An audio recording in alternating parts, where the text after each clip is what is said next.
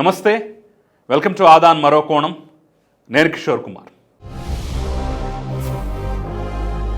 పొద్దున్నుంచి ఒక సినిమాలోని చిన్న క్లిప్పింగ్ సోషల్ మీడియాలో వైరల్ అవుతోంది. చాలామంది చూసే ఉంటారు.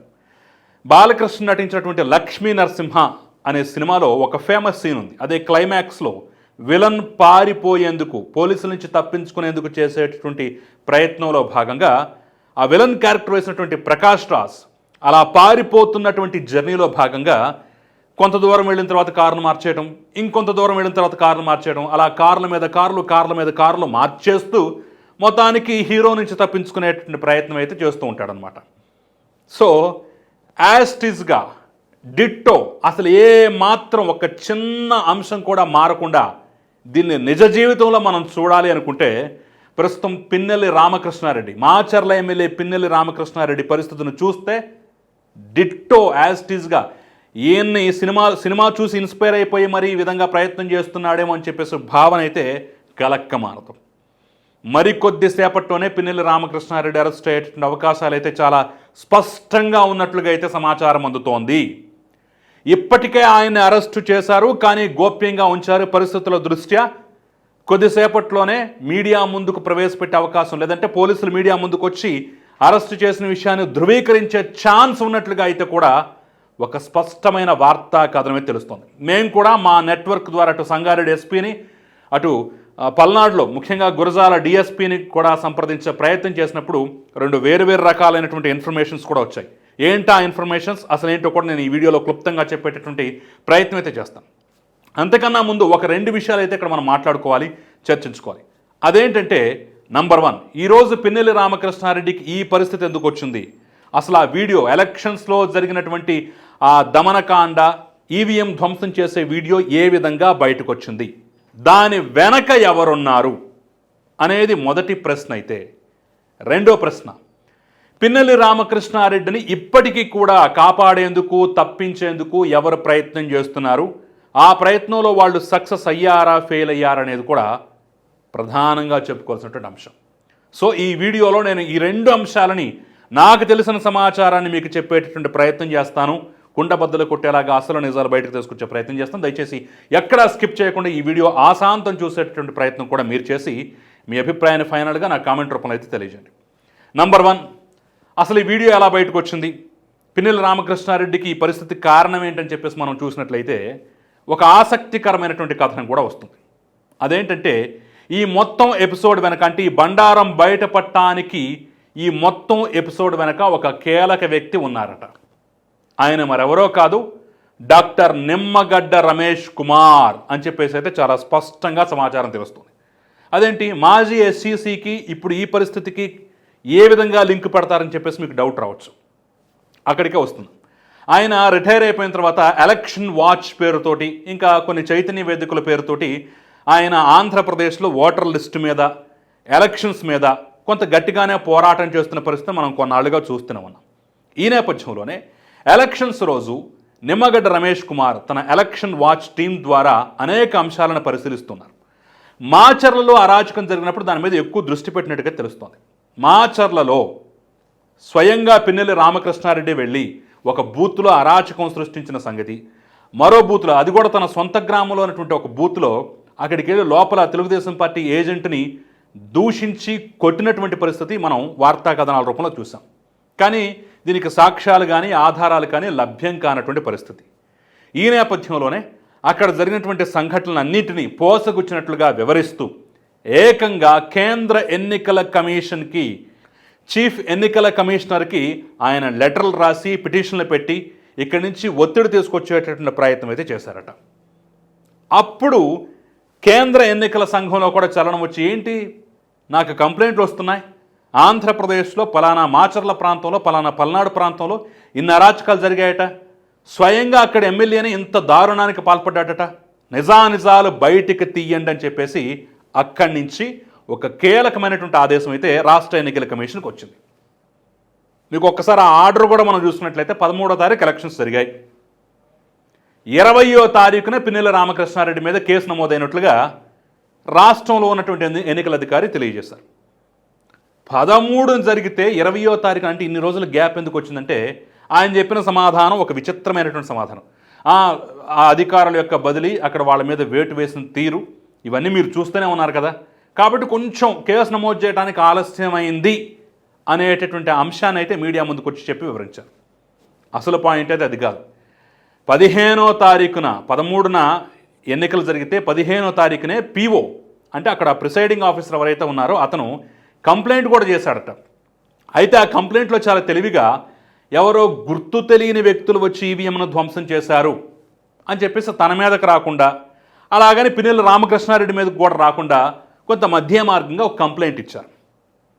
ఆయన రావటం, అక్కడున్న అధికారులందరూ లేచి నిలబడటం, నమస్కారాలు చేయటం, ఇవన్నీ మనం చూసాం కదా. మరి గుర్తు తెలియని వ్యక్తి అయితే ఎందుకు లేచారు, నిలబడ్డారు, నమస్కారం చేశారు?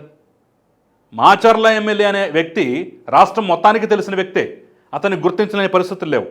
కానీ అధికారుల ఒత్తిడో, లేదంటే రాష్ట్రంలో చీఫ్ సెక్రటరీ స్థాయిలో ఉన్నటువంటి అధికారి యొక్క ఒత్తిడో, రకరకాలుగా పనిచేసినటువంటి ప్రలోభాలో, భయాందోళనలో, బెదిరింపులో ఏమో కానీ మొత్తానికైతే అక్కడ ప్రిసైడింగ్ ఆఫీసర్ అయితే నిజాలు దాచే ప్రయత్నం చేశారు. అక్కడ దొరికిపోయారు. ఇదేంటి పిన్నెల్లి రామకృష్ణారెడ్డి చేసిన అరాచకం గురించి ఎక్కడ ఆయన పేరు లేదు, ఆయన ప్రస్తావన లేదు, ఇదేం కథ అని చెప్పేసి అప్పుడు నిమ్మగడ్డ రమేష్ కుమార్ వెంటనే దీని మీద గట్టి చర్యలు తీసుకోవాలి, నిజానిజాలు బయటకు తీయాలని చెప్పేసి డైరెక్ట్గా ఎన్నికల కమిషనర్, చీఫ్ ఎన్నికల కమిషనర్కే, కేంద్ర ఎన్నికల కమిషనర్కే లేఖ రాయటంతో ఈ బండారం అంతా బయటపడిపోయింది. ఎప్పుడైతే 20వ తారీఖున పిన్నెల్లి రామకృష్ణారెడ్డి పేరు కూడా చేర్చారో, ఆయన మీద కేసు పెట్టారో, అప్పుడు ఈ వీడియో బయటకు రావడం జరిగింది. చాలా సున్నితమైన ప్రాంతాలవి, సమస్యాత్మక ప్రాంతాలవి. ఎలక్షన్ జరుగుతున్నంతసేపు మాచర్ల ప్రాంతంలో, పల్నాడులో కొన్ని కీలకమైన పోలింగ్ బూతుల్లో ఏం జరుగుతుందనేది కలెక్టర్ స్థాయిలో ఉన్న వ్యక్తులు, ఎస్పీ స్థాయిలో ఉన్న వ్యక్తులు, ఇతర అధికారులు, ఎన్నికల కమిషన్ కూడా నిశ్చితంగా వెబ్కాస్టింగ్ ద్వారా పరిశీలిస్తూనే ఉంటుంది. అయినా ఈ వీడియో ఇన్ని రోజుల తర్వాత బయటకు వచ్చిందంటే ఏ స్థాయిలో తొక్కి పెట్టారో, ఏ స్థాయిలో దీన్ని అణిచేసే ప్రయత్నం చేశారో అనేది మనం క్లియర్గా అర్థం చేసుకోవచ్చు. ఒక్క నిమ్మగడ్డ రమేష్ కుమారే ఈ అంశం మీద ముందుకు అడుగు వేయకపోతే, ఆయన గట్టిగా పోరాడకపోతే అసలు ఇష్యూ బయటకు వచ్చేదే కాదు. మాచర్ల ఎమ్మెల్యే పిన్నెల్లి రామకృష్ణారెడ్డి హ్యాపీగా హైదరాబాద్లో కాళ్ళు జాపుకుంటూ ఎంజాయ్ చేస్తూ కూర్చునేవాడు. ఏది రేపు ఫలితాల వరకు. సరే, ఫలితాల తర్వాత ఫలితాలను బట్టి పరిస్థితులు తారుమారు అవుతూ ఉంటాయి, అది వేరే కథ. సో ఇక్కడ మనం అభినందించాల్సింది, వెన్నుతట్టి ప్రోత్సహించాల్సింది, అట్ ద సేమ్ టైం గుర్తించాల్సింది, గమనించాల్సింది నిమ్మగడ్డ రమేష్ కుమార్ గురించి. ఇక రెండో పాయింట్, మరి ఇప్పుడు పిన్నెల్లి రామకృష్ణారెడ్డి అరెస్ట్ అయ్యాడా లేదా అంటే అది $1 మిలియన్ ప్రశ్నగా ఉంది. మేము మా నెట్వర్క్ ద్వారా అటు డిఎస్పీని, గురజాల డిఎస్పీని మేము కనుక్కునే ప్రయత్నం చేసినప్పుడు మా దగ్గర అయితే ఎలాంటి సమాచారం లేదు, ఇంతవరకు మా అదుపులోకి రాలేదని చెప్పేసి ఒకే ఒక్క మాట చెప్పి అతను ఫోన్ పెట్టేసినట్లుగా అయితే మా నెట్వర్క్ ద్వారా మాకు తెలిసిన విషయం. అదే ప్రయత్నంలో భాగంగా సరే ఆంధ్రప్రదేశ్ నుంచి ఎలాగో అసలు విషయం తెలియట్లేదు, పోనీ తెలంగాణ నుంచి తెలుసుకునే ప్రయత్నం చేద్దామని చెప్పి సంగారెడ్డికి సంబంధించినటువంటి కీలక అధికారికి ఒకరికి మేము ఫోన్ చేసినప్పుడు, బహుశా ఎస్పీ స్థాయి అధికారికి మా నెట్వర్క్ ద్వారా కనుక్కునే ప్రయత్నం ఫోన్ చేసినప్పుడు ఆయన కూడా రకరకాల కథనాలు అయితే చెప్తున్నారు. కాసేపు అరెస్ట్ చేశారంటారు, కాసేపు చేయలేదంటారు, పూర్తి స్థాయిలో క్లారిటీ లేదంటారు. ప్రస్తుతానికైతే గన్మెన్ని డ్రైవర్ను మాత్రం అదుపులోకి తీసుకున్నామంటారు. మరికొద్దిసేపు ఆయన్ను కూడా అరెస్ట్ చేశారు, కానీ భద్రతా కారణాల రీత్యా బయట పడనివ్వటం లేదేమో, ఇదంతా ఆంధ్రప్రదేశ్ పోలీసులే చేస్తున్నారు, మేము జస్ట్ వాళ్ళకి సహాయ సహకారాలు మాత్రం అందిస్తున్నాం అనేటటువంటి విధంగా కూడా ఆ యొక్క అధికారి కొంత సమాధానం కూడా చెప్తున్న పరిస్థితి కనిపిస్తుంది. అరెస్టు చేశారు అని చెప్పేసి కాన్ఫిడెంట్గా చెప్పట్లేదు, అలా అని పూర్తిగా అతను అదుపులో లేరా, పోలీసుల అదుపులో లేరా అంటే అది కూడా క్లారిటీ ఉన్నటువంటి పరిస్థితి కనిపిస్తుంది. సో తాజాగా తెలుస్తున్నటువంటి సమాచారం అయితే మొత్తానికి ఆయన ఇస్నాపూర్లో ఒక గోడౌన్లోనూ, లేదంటే మనకి వాష్ బేషన్లు, సింకులు, బాత్రూమ్ కమోడ్స్ ఇలాంటివన్నీ తయారు చేసేటటువంటి కంపెనీ ఏదో ఉందట, ఆ కంపెనీలో తలదాచుకున్నట్టుగా తెలుస్తుంది. అక్కడి నుంచి మాటు వేసి పట్టుకునే ప్రయత్నం చేసినప్పుడు దొరికాడని ఒక కథనం, దొరకలేదని ఒక కథనం, లేదు దొరికాడే ప్రస్తుతానికి గుట్టుగా ఉంచుతున్నారు, ఈ సాయంత్రానికో లేదంటే రేపు పొద్దునకో గుట్టు చప్పుడు కాకుండా మాచరాలు తరలిస్తారనేటువంటి ఒక అంశం కూడా బయటకు వస్తుంది. సో ఎన్నికల కమిషన్ పెట్టినటువంటి డెడ్ ఎండ్లోగా ఖచ్చితంగా పట్టుకుని తీరాల్సిందే. అట్ ద సేమ్ టైం కొంతమంది ఇక్కడ కీలకమైనటువంటి కాంగ్రెస్ నేతలు ఒకరిద్దరు కూడా మాచర్ల ఎమ్మెల్యే పిన్నెల్లి రామకృష్ణారెడ్డికి సహాయం చేస్తున్నారని, ఆయన ఇక్కడి నుంచి తప్పించే ప్రయత్నం చేస్తున్నారని, కర్ణాటక ద్వారానో కేరళ ద్వారానో అసలు దేశమే దాటించే ఇది వీసా లేకుండా కొన్ని దేశాలకు వెళ్ళొచ్చు కదా, అక్కడికి తప్పించేటటువంటి ప్రయత్నం చేస్తున్నారనేటటువంటి వాదోపవాదాలు కూడా వచ్చాయి.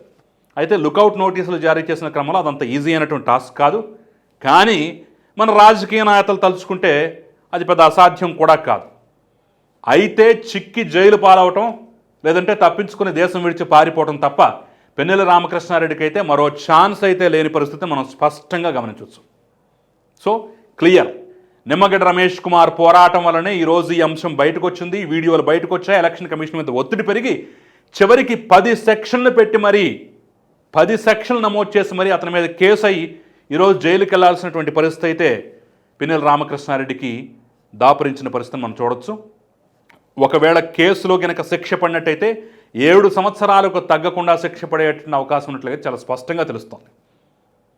నెంబర్ 2, అరెస్ట్ అయ్యాడా లేదా అనేది కూడా మరి కాసేపట్లోనే, ఇన్ని వాదోపవాదాలు ఇన్ని కథనాల మధ్య ఖచ్చితంగా మరి కాసేపట్లోనే క్లారిటీ వచ్చే ఛాన్స్ అయితే ఉంది. ప్రస్తుతానికైతే ఇంకా అరెస్ట్ మీద ఎలాంటి సమాచారం పూర్తి స్థాయిలో అఫీషియల్ సమాచారం అయితే రావట్లేదు. ఇది అసలైనటువంటి అంశం, ఇది అసలైనటువంటి వాస్తవాలు. మరి ఈ వీడియో చూసిన తర్వాత మీకేమనిపిస్తోంది? నేను చెప్పిన పాయింట్ లాజికల్గా ఉన్నాయా లేదా? మీరేమనుకుంటున్నారు? మీ అభిప్రాయం ఏంటో కూడా నాకు కామెంట్ రూపంలో తెలియజేసే ప్రయత్నించండి. అంతకన్నా ముందు దయచేసి ఈ వీడియోని లైక్ చేయండి, షేర్ చేయండి, సబ్స్క్రైబ్ చేయడం మాత్రం మర్చిపోకండి. నమస్తే.